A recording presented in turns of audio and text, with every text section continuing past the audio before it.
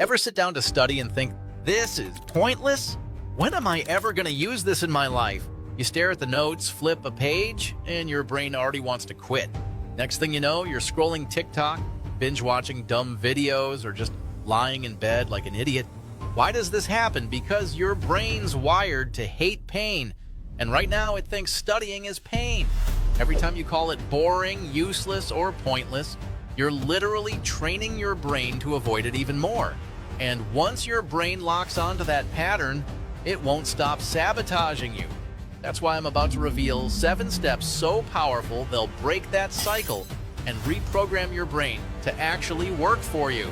So, let's get started. 1. Remember your why. All right, dumbass, let's cut the crap. You're sitting there whining. Studying feels pointless, like some tragic Disney princess waiting for a GPA fairy godmother to save your sorry ass. Newsflash, nobody cares about your tears, only your results. So here's the deal. Ask yourself why the hell you're even doing this. Do you want that shiny GPA so you can flex it on LinkedIn, get into med school, or just shut your parents up at the dinner table? If you don't know your why, then congrats. You're basically a hamster running on a wheel, getting nowhere but still sweating like an idiot. And listen, if your why is weak, like, I just want to pass, then no wonder studying feels pointless. You're aiming lower than a limbo bar at a kid's party. But if your why actually matters, then write it down, tattoo it on your forehead, or scream it in the mirror every morning until you believe it. Because every time you feel like throwing your book across the room, your why is what drags your dumbass back to the desk. 2. Accept your negative thoughts. Oh, so you're sitting there thinking, studying sucks, I'm dumb, I'll never make it. Congratulations, you've just unlocked level 1, self-pity idiot mode. Listen, dumbass. Your negative thoughts aren't a crystal ball showing your tragic future, they're just noise. They're like pop-up ads in your brain, annoying, irrelevant, and begging to be ignored. You don't need to fight them, just notice them and move the hell on. The trick is to stop acting like your emotions are the CEO of your life. They're not the boss, they're interns at best. They show up late, spill coffee everywhere, and cry in the bathroom, and yet you're letting them run your life? Idiot! Accept the crap thoughts because they'll pass, just like that crush who ghosted you in 3 seconds flat. 3. Reframe your thoughts. Okay, idiot. Step 2 was noticing the crap in your head. Step 3 is rewriting it before it rewrites your future.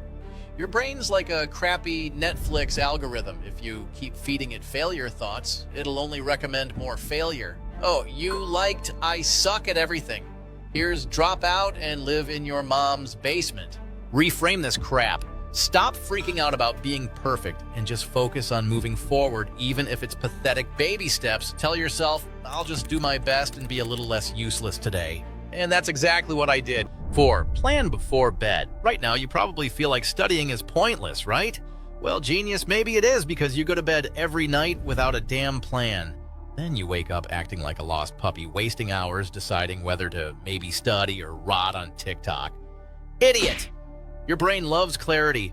If you tell it exactly what the hell it's supposed to do tomorrow, you won't feel like a useless potato questioning the meaning of life. So here's how you make that plan. Before bed, write down 3 to 5 specific tasks for the next day. Keep it realistic, aligned with your bigger goals like passing that exam, not just feeling productive. That way, when you wake up, you're not negotiating with your lazy brain. You're just following the damn script. 5. Study for 5-10 minutes. Now that you've actually made your bedtime plan, it's time to use it. Just pick one pathetic little task and commit to 5 minutes. Yeah, 5.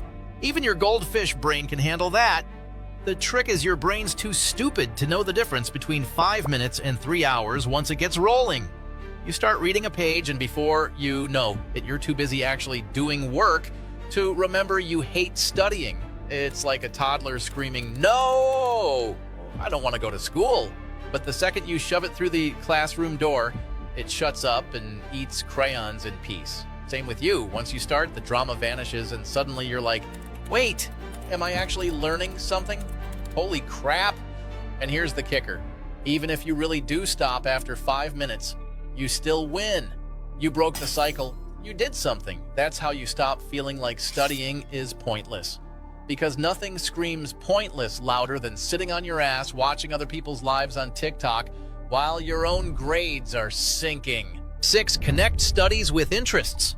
Maybe if you tied your studies to something you actually care about, you wouldn't feel like a prisoner in textbook jail.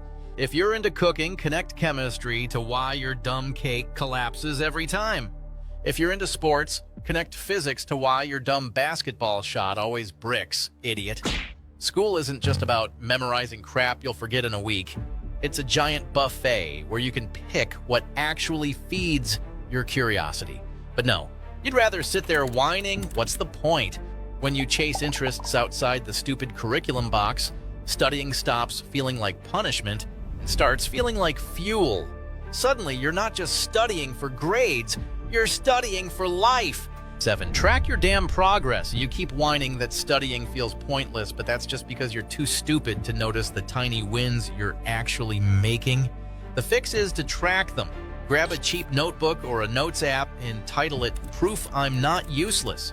Every time you finish a task, write one line, Reviewed Biology Chapter 3. Did 10 math exercises on limits, reviewed 20 history flashcards. Keep it stupidly simple. At the end of the week, look back at the list. That pile of small wins adds up into a giant middle finger to your pointless thoughts. And here's the real kicker. Tie those wins back to your bigger goals. You're not just checking boxes. You're building the damn bridge to your end game. That exam, that degree, that career you won't shut up about. Suddenly, it's not pointless anymore because every line in your little notebook screams, I'm crawling closer to what I actually want. And if you want to learn how to actually study before it's too late, click